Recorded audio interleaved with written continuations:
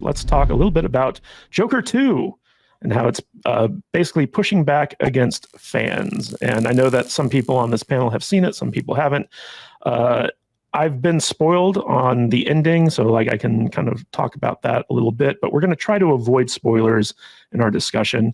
But this article from Rolling Stone came out with the very provocative headline, Joker, Folie à Deux, has a message for fans, which is go fuck yourselves.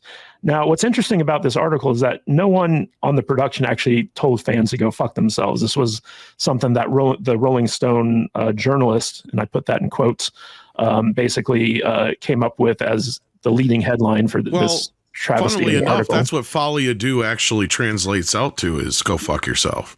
Yes, indeed. This is clearly But I saw a post on X today where basically there was a woman who put up a screenshot of the available seats for her theater that was showing Joker 2, and it was like empty. It was essentially empty, and she's like, I don't understand how a $1 billion grossing hits sequel can have so few people want to see it. And I replied, I basically said, first of all, men don't go to the theater to see musicals. If they want to see it, they'll wait for it to come out on home video. But any guy who goes to see a musical, his girlfriend is dragging him to it. But when it comes to the women, no women want to go to the theater to see a grimdark comic book movie with a leading man who is not attractive, right? So like, it doesn't appeal to anyone out there, really. The big question critics and audiences have been asking is, who was this movie made for? And nobody seems to be able to answer that. I think it was made for the director. I forget his name, Todd Phillips. Todd Phillips. Yeah. So basically, Todd Phillips made this movie for himself because he was like, I didn't want to make a sequel, but since I'm cashing the check, I'm just going to do what I want, and I don't care. And I'd love to hear from people on the panel who here has seen Joker 2. I know Brian and Tom have. Okay. So Odin, let's start with you. What's your take on Joker 2, and does it tell fans to go fuck themselves? So I would say that there are parts of the film that I enjoy, for sure. However, the film clearly is a huge middle finger to fans. And it honestly feels like, and I might be digging too deep into this because in my brain, it's like I have to come up with something, because when you have a film like Joker, which is such a huge success, not only creatively, but also box office wise, and then a sequel comes forth from it, you would think, oh, okay, at least it's going to have to, try and do some of those same things from before, right? It's the thing that sometimes sequels do where it's not really creative. It's just hitting the same beats as before. And we are critical of that, rightly so, but at least it's there. This film just didn't do that. And so I have to figure out, okay, what is his actual motivation? And so my only thought that I have to actually try to give it a meaning is that his idea was, oh, I only intended this to be one movie, and then the studio made me make a second one. And so I decided to make this movie in a way that would basically be a huge middle finger to the people who made me make the film, and also to the fans of the first one that were clamoring for a sequel. It's like, oh, you wanted a sequel? Well, here it is. That's kind of how it comes across. But I think that's also being itself generous to the creative mind, quote unquote creative mind behind the movie itself, because really up until the last third of the movie, things are working to a point where if they had a good payoff, it would have been a decent movie. It would have been fine, right? It would have been, nothing to write home about, but it also would have been something that I think most people would probably walk away saying, yeah, really didn't need that, but it was okay. But because that last third is there, that's when you basically get this, you have the character of Arthur Fleck becoming a major beta, which is already like oh gosh.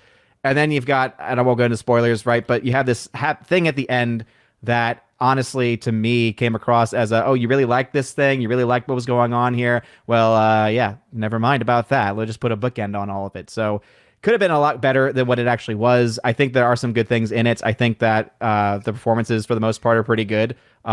There's a great scene that happens with this character from the first film, Puddles, who is a little person. And it was honestly my favorite sequence in the movie, because that actor did a very good job, I thought.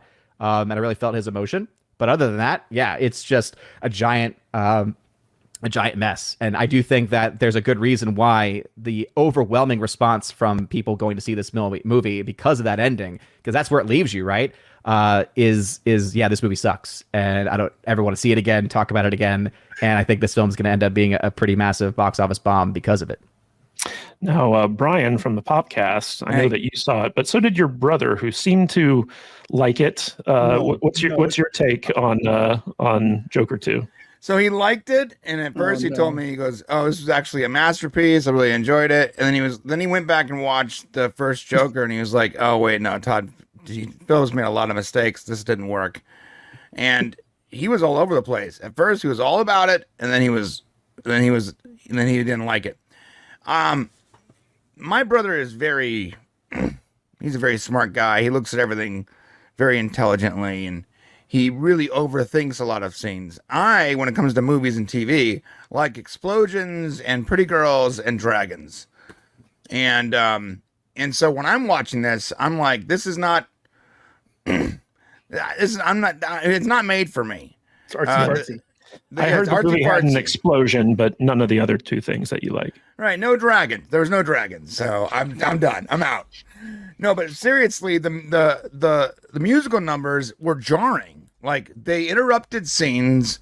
It just didn't work for me on any level. And you know what? I'm starting to think that I just don't like Lady Gaga. I don't like her as a singer, and I don't like her as an actor, and I just don't like her. And I don't think she adds much to it besides a nice voice. And if all you have is a nice voice, well, when it comes to movies, you need more than that. And it didn't work for me. You know, speaking of Gaga, Tom, it seems like as soon as they casted Lady Gaga, they decided to make it into a musical because that's really her draw. It's like people know her from Singin, and was turning this into a musical really the thing that communicated to the audience, hey, go fuck yourselves? Maybe. I don't know. See, the musical thing, you can almost still put that aside, and the movie still has a ton of problems besides that, right? Like, that's the issue, is the music is like just one of the laundry lists of issues with this film. And again, it's kind of hard to discuss it without getting into too many spoilers, and I don't want to ruin it for anybody who might actually want to go see it. But I mean, at the end of the day, it almost makes sense once you do the backtracking, because Todd Phillips was a producer on A Star Is Born. So he already has a history with Lady Gaga. Mm-hmm. So he clearly wanted to make a musical or another movie with Lady Gaga. That's probably more of his motivation here. But at the same time, again, nobody had a problem with Harley being in the story or anything like that. The biggest problem with the movie is you have 15 minutes worth of story in a padded out 2-hour movie that is really just kind of depressing at the end of the day for various reasons we won't get into, especially if you were invested in the character in the first place. And like, you know, Odin and I were kind of disagreeing a little bit about the scene. I agree with him to a point, like, yeah, he's right. But it also, to me, I felt like the scene that he was talking about with Puddles, it also kind of went against the whole idea of what the first movie was. And I think this is the core problem the audience is having with the film, is even though he was a bad guy and he's not somebody you're supposed to root for, you still want to see his journey. And as the Joker, that's where you see him at the end of the movie, in a way, almost grow into himself, or at least this new character.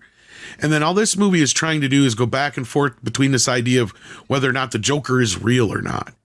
And when you would think somebody like Harley gets added into the mix, where you already had, you know, crazy meeting power, when you have somebody who shouldn't be who, you know, would normally encourage something like that, somebody who sees him as a god, right? That should just give him even more of a complex, when it has the absolute opposite effect. She literally fucks the Joker out of him. Wow. Like, it's a scene in the movie. It is just, look, I get it. What Todd Phillips is trying to do, I get it. And I'm sick and tired of a lot of people saying that you just don't like it because it wasn't what you were expecting, or you don't understand it, when it's like, no, that's not true. First of all, I understand it and I can still not like it.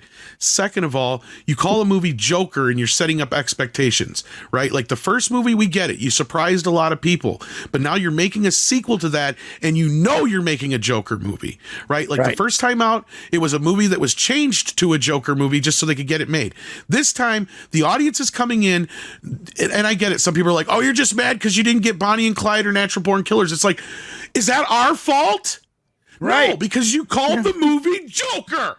Right. And when you have an expectation, Especially when you end the movie the first time the way you did the first movie, you're like, okay, so this is going to be the next evolution. And even if it isn't Joaquin Phoenix as the proper Joker, you're still set up with this idea that we're going to see something at some point that does resemble the Joker, because you're calling your movie Joker. Right. Hello. Is Batman in this movie? No. No. In fact, there's a few Gotham cameos, but not nearly as bad as the first movie, which is even weirder, right? Because you're like, so they went even more out of their way the first time, it seems like, to make it more Gotham/Batman oriented, to where this time it's so tangential that if you're not paying attention, you barely hear it or notice it. Like the DA is Harvey Dent. Oh, okay. And one of the guys in the cells is named Bullock. That's one of his friends. I don't know if that's just a wink wink or what the fuck it is. But again, like, that's the closest. There's like one or two other characters. But yeah, it's just, sorry.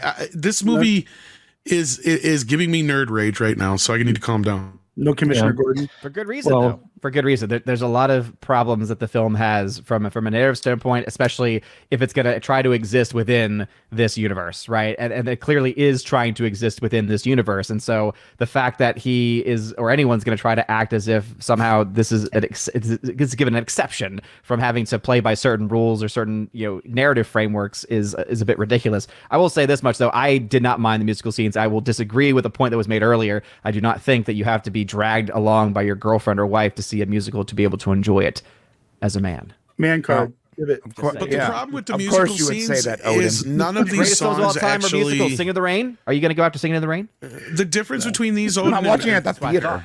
is that these songs have very little to actually do with the film, and they barely move the movie along, and at best at times they maybe fill in one line, right? Like, so they're like, if anything, you have a musician here, why are you not writing original music, right? It feels like it interrupts it interrupts the movie. Like, it feels like it interrupts show the movie. tunes. It's and a they're all novelty, old show basically. tunes. So like, if you're not somebody who knows most of these songs, like this is why I'm sure the kids aren't really getting into this movie, because they don't know any of these songs from TikTok. Right.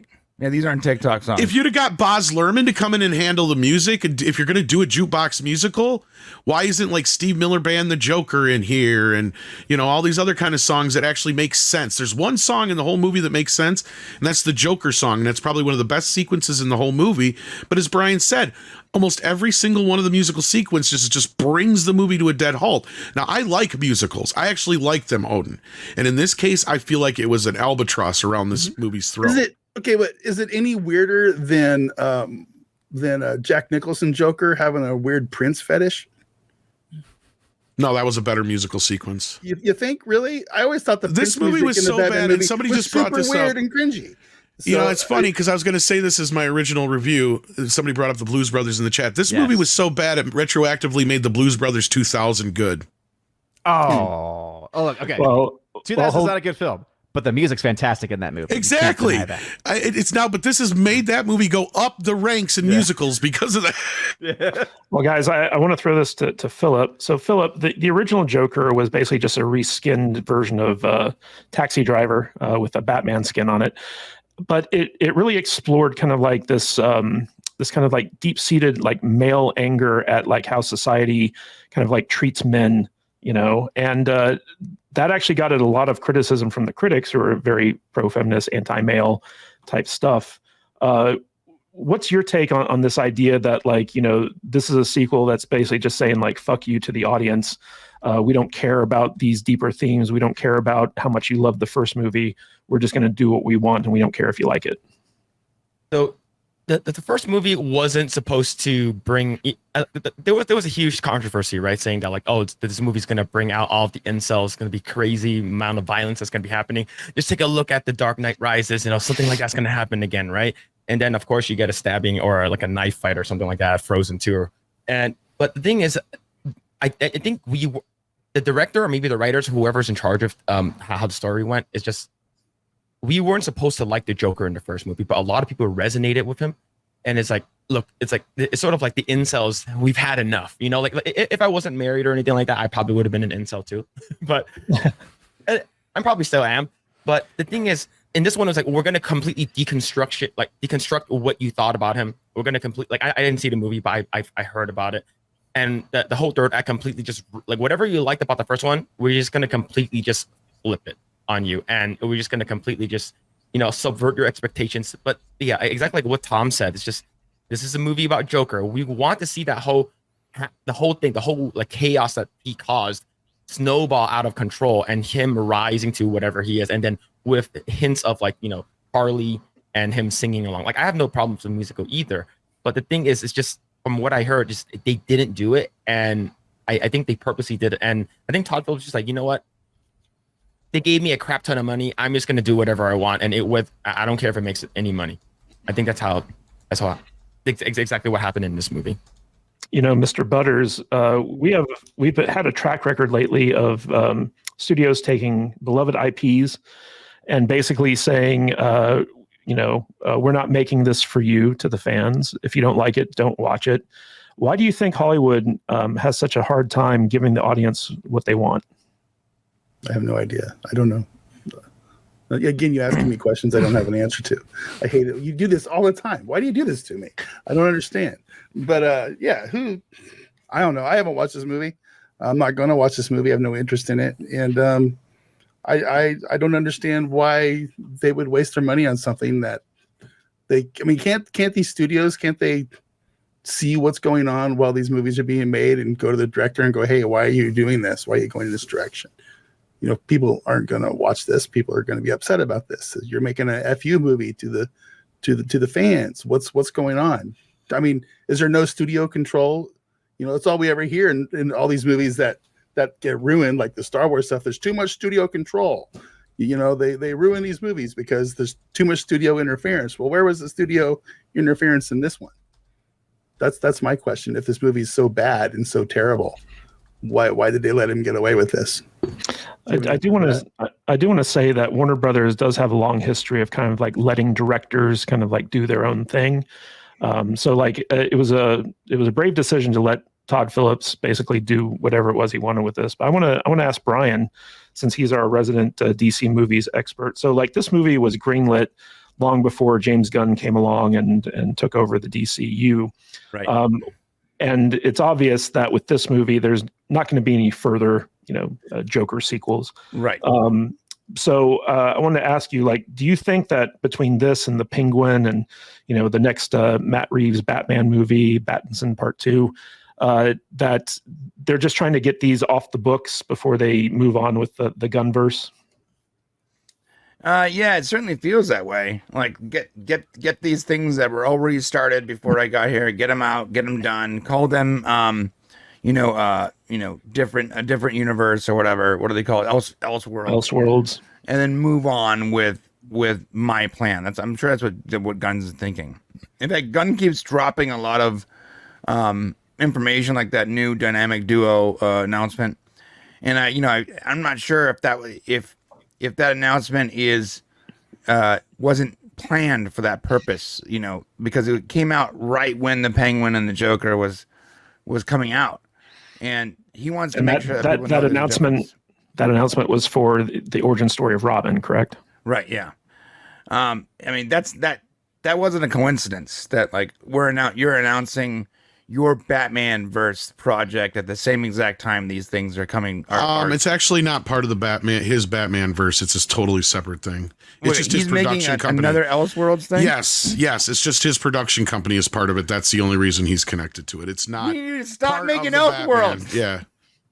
Yeah, that was specifically written in the press release that it is not part of the Batman continuity. Oh God. But it is going to be this really weird, like puppetry mixed with animation thing. I don't like nightmare-inducing shit. I don't know. I do think they're trying to get. I think he's trying to burn through all this previous complicated structure so he can just do his own thing.